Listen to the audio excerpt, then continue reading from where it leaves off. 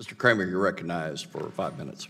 Thank you, Mr. Chairman, and thanks to all of you for really been a fascinating hearing, in my view. I also want to express the special recognition that the Deputy Secretary issued on behalf of General Klotz. Those of us from North Dakota, where, as you know, the motto at Minot is only the best go north, are very familiar with your leadership, and we're grateful for it. Thank you. And you, by the way, are in the perfect place at this time in your life, at least for the country, so thank you for that. The first question, the first issue I want to raise, may not surprise those of you who know me well, is I want to talk about what I see as a lack of a research bridge, if you will, for large-scale carbon capture, sequestration, utilization projects. Basic research, very good. Goes to the utilities where regulators, like I used to be, warn them against investing in things like this, that there's a sort of an anti-risk culture, certainly among utilities, which I think was highlighted in your grid study, Mr. Deputy Secretary. And so what I'm wondering is can we, or am I right, first of all, and how can DOE play a role in the demonstration part of carbon capture, sequestration technologies that, like I said, find basic research, not quite enough muscle to get it to the commercialization side. Maybe Undersecretary Menzies, you could help me with that. Well, this committee has been a key player in identifying carbon capture and sequestration with the Clean Coal Power Initiative, for example, and providing the authorization for appropriate levels of funding. Of course, the appropriate levels of funding is a key thing, but over time, when you look at what we have done here, the DOE has over the years, identified several projects, whether it be coal or natural gas, for example, or other uses, to try to figure out how it is, that post-combustion you can capture and then sequester or use the carbon dioxide. What we have today is we have the Petronova plant, for example, in Texas. Of course, Kemper is usually pointed to as a DOE investment. We have others.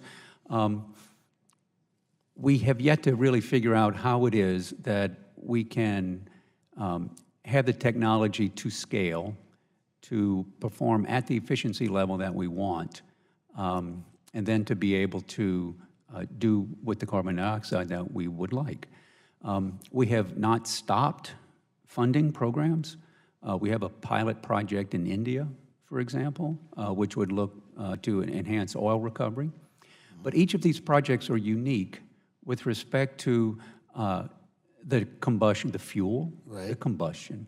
So this is not a one-size-fits-all. It's not a one technology that fits all combustion types.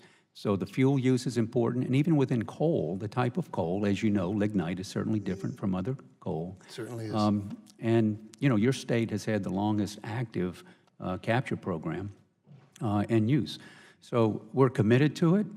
Sometimes it's a question of resources. I think it's a fair question to ask, have we not sufficiently funded the most promising technologies and perhaps funded other technologies that may not have been promising when in fact they received the monies? And I think as the knowledge is maturing, and I think we're close to, hopefully figuring out how, in fact, is the most efficient way on a multiple range of fuels to capture and use the carbon. Well, I know you'll find advocates on this committee, as you've pointed out, and we'll continue to work with you on providing those resources. And appreciate that very good answer, very thorough answer. I just, maybe in my last minute, just raise one other issue that's a bit different than probably you might expect, but because General Atomics is such an important corporate citizen at the Grand Forks Air Force Base in North Dakota, and particularly at the Grand Sky UAV Park, I've had the opportunity to go down to San Diego a couple of times. In my most recent visit, about a year ago, I visited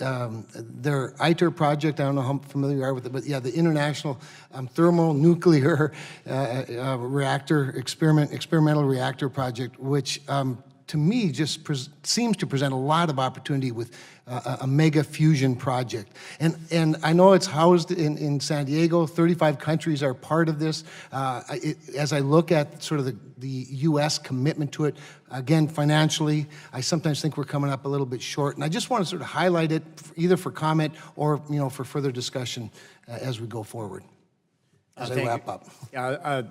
Thank you, Congressman. Yeah, quite a different topic than my family's farm in Hazen, where they would mine the coal seam. That was surface mined. Yes. The ITER project, is a very interesting project as a part of the Office of Fusion, which is in the Office of Science. The ITER project was negotiated a very long time ago as a large international consortium. For those of you who don't know, building a 500 megawatt peak fusion plant in the south of France. That would be large. That would be a large normal power plant. It is a very large project in terms of dollars and the contribution from all around the world, including us. Fusion's important to us. General Atomics also has a fusion reactor in San Diego that you visited, so the overall is very important. The challenges around ITER is project management. I think you've heard a lot before about us as a management team having private sector experience around project management.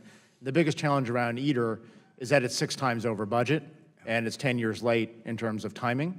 And so I know that on a very bipartisan basis, there's been a big debate about funding of that and how that affects overall budget and the performance. The performance of the ITER project has improved since they changed out the management team there. And so they're getting back on being able to perform. And we look forward to working with Congress here on the appropriation side should you want to continue funding it. Appreciate it. Thank you.